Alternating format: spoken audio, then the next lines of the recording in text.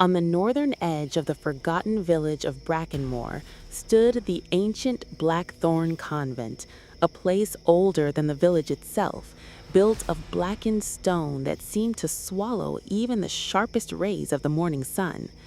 Generations of nuns had lived and died within those walls, and along with them lingered whispers of unsolved tragedies, unholy sightings, and a persistent sense that the air inside was never quite the same as outside.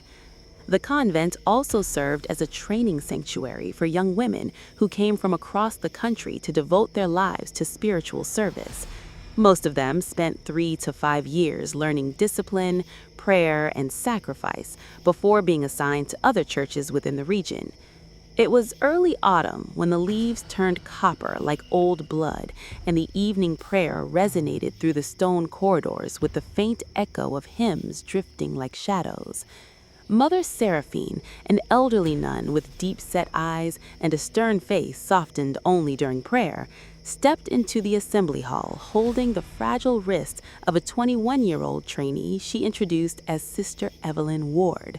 She called Evelyn a chosen soul, a child marked by divine purpose even before birth, and told the others that she would now live and train in the convent.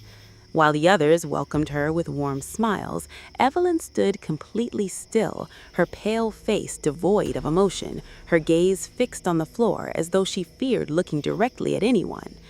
There was something hollow in her posture, something broken behind her tightly pressed lips, something unnerving in the way her eyes did not blink even when the candle smoke curled near her lashes. After Mother Seraphine finished speaking, Evelyn silently walked away and shut herself inside her new cell without uttering a single word. Among the trainees, Sister Liana observed Evelyn with particular unease.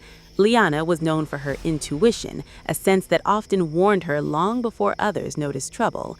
Evelyn's stillness disturbed her, but what unsettled her more was the fleeting expression she had caught in Evelyn's eyes. Terror layered beneath resignation, as though she carried a secret too heavy for her slender frame.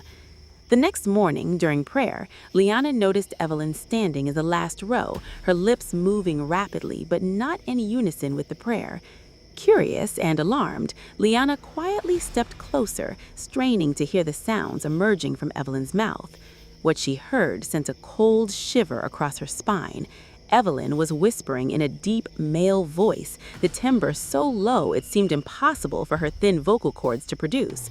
The words were in no language Liana had ever heard, fragmented syllables, guttural snarls, and eerie rhythms that made her feel as though someone else entirely was hiding beneath Evelyn's skin. Liana tried to convince herself she had misheard, but as the prayers grew louder, Evelyn's whispers grew more frantic, her breathing turning ragged, her fingers trembling like someone battling an unseen force. That night, when everyone slept, Liana could not rest. The image of Evelyn's twisted whispering kept replaying in her mind. Finally, unable to resist her curiosity, she crept out of her room and tiptoed to Evelyn's cell. The window was slightly ajar, and Liana leaned in to peek. What she saw made her step back in horror.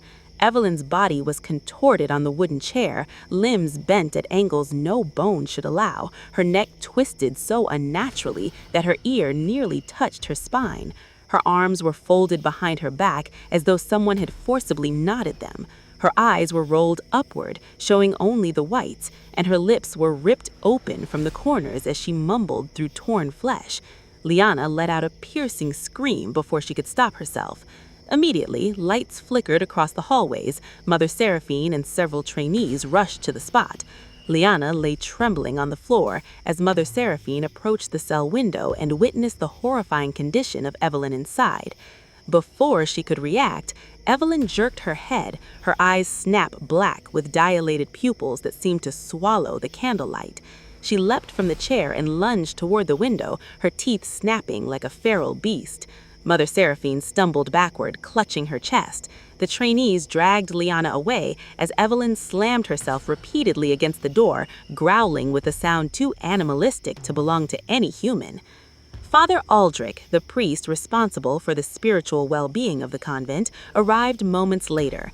He He stared at Evelyn's cell with grim recognition, muttering a prayer under his breath. He sensed this was no mental illness or exhaustion. The darkness radiating from Evelyn's screams carried an ancient, unholy weight. By dawn, Evelyn grew unnervingly quiet, sitting cross-legged on the floor with her cruel smile carved into her face. Seeing this momentary calm, Father Aldrich and the nuns secured her inside the cell and kept her under watch, urging everyone to stay away. But the atmosphere inside the convent changed in those days. Candles extinguished without wind, cold spots froze the air, and the chapel bells rang on their own at 3 a.m. Trainees whispered of hearing growls behind their beds, disembodied weeping in corridors, and shadows that moved even when no one walked. The entire convent felt trapped under an invisible weight, as though the walls themselves were holding their breath. When Evelyn regained partial consciousness after 2 days, she appeared weak and frail. Her lips quivered as she asked for water, in a soft, broken voice so different from the monstrous one they had heard. As the nuns helped her drink, she looked terrified, begging them not to leave her alone, whispering that something was inside her, something old, something angry, something that had been awaiting for her since the day she was born. But this fragile lucidity lasted only moments.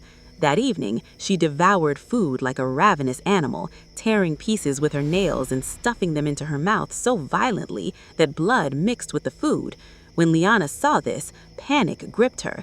This wasn't exhaustion or madness. Something else was now feeding through her. Father Aldrich made the difficult decision to summon Father Matthias, a seasoned exorcist known for encountering forces most priests feared to acknowledge. He arrived 3 nights later, carrying holy relics wrapped in old linen and an expression grim enough to unsettle even the bravest souls.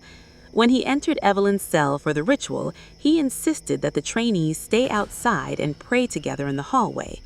Evelyn was tied to an old wooden chair at the center of the room, surrounded by candles and crosses. Her head hung low, hair hiding her face. As Father Matthias sprinkled holy water on her, her skin crackled like burning wood, blistering instantly. She shrieked with a voice that wasn't hers. One moment it sounded like a child crying, the next a man roaring, and then a chorus of multiple voices overlapping each other, each dripping with hatred. The floor vibrated violently as she writhed against the ropes. The candles flickered, and a foul smell filled the air, like rotting earth in ancient graves. As the exorcism intensified, the creature inside Evelyn began revealing fragments of its origin. Through her quivering lips, it taunted the priests and nuns, speaking of a darkness bound under Blackthorn Convent centuries ago, a powerful entity awakened only when a soul deeply broken or drenched in grief cried out in total despair. And Evelyn had been such a soul. Unknown to the convent, Evelyn had not come here willingly. She had once been engaged to a man she adored, a man who vanished mysteriously the night before their wedding.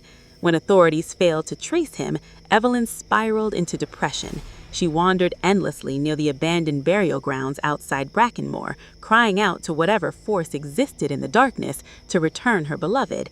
And something answered, a spirit dwelling beneath an unmarked grave. It whispered promises of reunion, of vengeance, of never being alone again. But the voice belonged not to her lover, but to something else, something ancient sealed beneath the earth by rituals long forgotten. When Evelyn stepped into Blackthorn Convent, she unknowingly brought that entity with her, giving it sanctuary within her hollowed heart. At the height of the exorcism, Evelyn's eyes turned pitch black again, and the rope snapped under an invisible force. She rose from the chair without bending her knees, levitating inches above the ground. The candles blew out instantly, plunging the room into crimson gloom as the emergency lantern died. Outside, the hallway lights flickered wildly. The nuns screamed when they saw Evelyn's shadow stretching on the wall far longer than her body, reaching toward them like a living monster. Suddenly, the entire building trembled as Evelyn's voice echoed in thousands of tones, chanting something that made the stones in the walls groan. Without warning, Sister Liana felt her feet lift off the ground, her body suspended mid-air. Mother Seraphine rushed toward her, but an invisible force tossed her backward, crashing her into the wooden pews. Father Aldrich tried to approach Evelyn with the cross, but she only grinned and twisted her neck backward until her neck almost snapped. Father Matthias gathered his strength and chanted the final binding prayer. Evelyn screamed as if her lungs were tearing apart. Flames burst from the candles, forming a blazing circle around her. Her floating body convulsed violently, her fingers bent backward, bones cracking.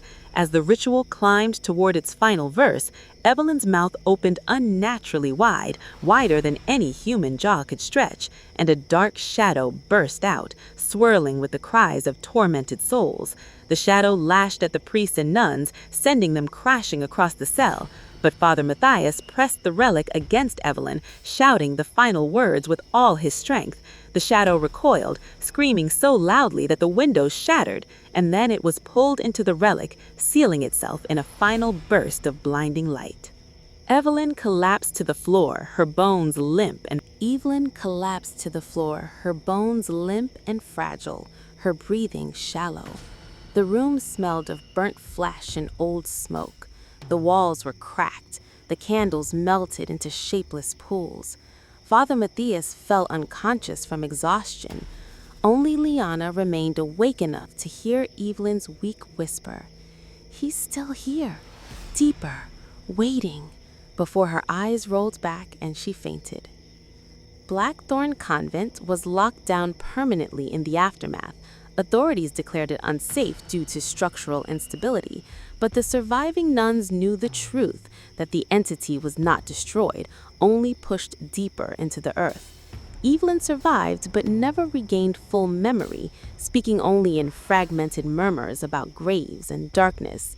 Father Matthias left with the relic, praying daily that the seal would hold. But for Liana, sleep became impossible. At night, she heard footsteps pacing outside her new residence. She heard whispers from beneath the floorboards calling her name. And sometimes when she closed her eyes, she saw Evelyn smiling, not with human warmth, but with the shadow of something still lurking behind her gaze. And somewhere beneath the abandoned Blackthorn Convent, something ancient waited, patient, watching, hungry.